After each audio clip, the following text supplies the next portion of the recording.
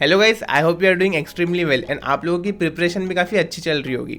For those who don't know me, I am Pratham, third year undergrad at BITS Pilani. Actually आप में से काफी सारे स्टूडेंट्स के कमेंट्स दिख रहे थे कि भैया ऑर्गेनिक केमिस्ट्री के लिए कुछ बताइए, ऑर्गेनिक केमिस्ट्री के लिए वीडियो लाइए। So here it is. कुछ पल्ले नहीं पड़ता कि एक्चुअली में चल क्या रहा है। एंड स्पेशली ऑर्गेनिक के साथ ये दिक्कत आती है कि जिसे आता है उसे पूरा आता है और जिसे नहीं आता उसको कुछ भी नहीं आता है। So I am up with this video to help you guys.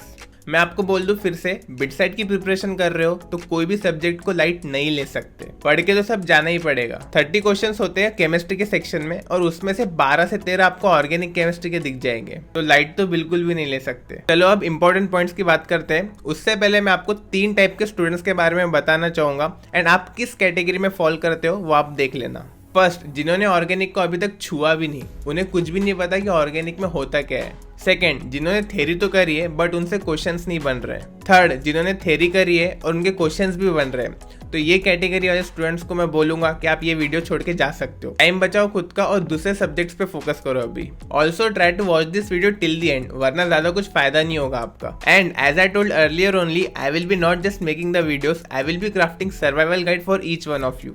तो अभी तक इस चैनल को सब्सक्राइब नहीं किया है तो कर दो, otherwise you will miss out on lot of things. So without wasting any more time, let's start this video. सबसे पहले बात करते हैं वो कैटेगरी के स्टूडेंट्स की जिनको ऑर्गेनिक बिल्कुल भी नहीं आता, जिन्होंने अब तक ऑर्गेनिक को छुआ भी नहीं है। तो आप लोग सबसे पहले तो सिलेबस कंप्लीट करो, चाहे फिर वो वीडियो लेक्चर्स देख के करो या फिर वन शॉट लेक्चर्स देख के करो। जैसे कि मैंने पहले भी बताया, ऑर्गेनिक केमिस्ट्री आपके टीचर पे भी डिपेंड करती है, क्योंकि जितना अच्छा और इंटरेस्टिंग बनाकर आपको पढ़ाया जाए उतना ही बेटर है आपके लिए। वन शॉट के लिए मैंने आपको पहले ही पंकज सर की प्लेलिस्ट के बारे में बता दिया है, आंख बंद करके फॉलो कर सकते हो आप उसे।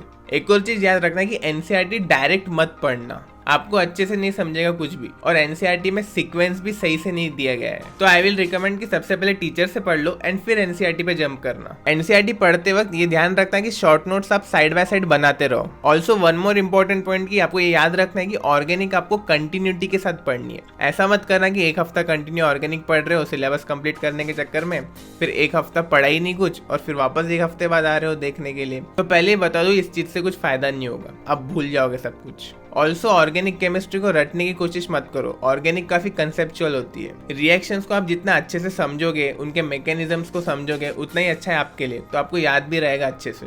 बस ध्यान रखना कि आप बार बार पढ़ रहे हो वो चीज। बाकी फिर चैप्टर होने के बाद एनसीईआरटी की बैक एक्सरसाइज लगा लो एक बार, मैंने भी लगाई थी अपने टाइम पे। सारे क्वेश्चंस लगाना जिससे कि आपका कॉन्फिडेंस भी बढ़ेगा। बाकी फिर भी टाइम बचता है तो आप एनसीईआरटी एग्जाम्पलर पे जंप कर सकते हो। तो चलो अब वो स्टूडेंट्स की बात करते हैं जिन्हें थ्योरी तो अच्छे से आती है बट क्वेश्चन सॉल्व नहीं हो रहे उनसे। क्वेश्चन सॉल्व क्यों नहीं होते, खुद से ही पूछ लो एक बार। क्वेश्चन सॉल्व इसलिए नहीं होते क्योंकि आपने जो कॉन्सेप्ट्स पढ़े हैं आप वो भूल चुके हो। तो सबसे पहले अपने नोट्स को 2 से 3 बार रिवाइज कर लो, अच्छे से रिकॉल करते करते रिवाइज करना। आप देखोगे कि ये रिवीजन करने के बाद आपसे क्वेश्चंस होने लगेंगे। जैसे कि मैंने पहले ही बताया था आपको कि ऑर्गेनिक केमिस्ट्री आपको कंटिन्यूटी के साथ पढ़नी है, नहीं तो आप सब भूल जाओगे। बाकी वही सारी चीजें हैं, ज्यादा से ज्यादा क्वेश्चन प्रैक्टिस करो, कॉन्सेप्ट्स को अच्छे से समझो एंड एनसीईआरटी को पढ़ लो अच्छे से, वो काफी ज्यादा इंपॉर्टेंट है। अगर आप इतना सब करने के बाद भी रिएक्शंस को याद नहीं रख पा रहे तो फिर आप एक पेपर लो एंड उस पर रिएक्शंस लिखना स्टार्ट कर दो चैप्टर वाइज, एंड वो पेज को बार बार देखो, रोज पढ़ो उस पेज को, ताकि आपकी विजुअल मेमोरी में ये कैप्चर हो जाए। कलर पेन्स भी यूज कर सकते हो जिससे कि आपको आसानी होगी विजुअली कैप्चर करने में चीजों को।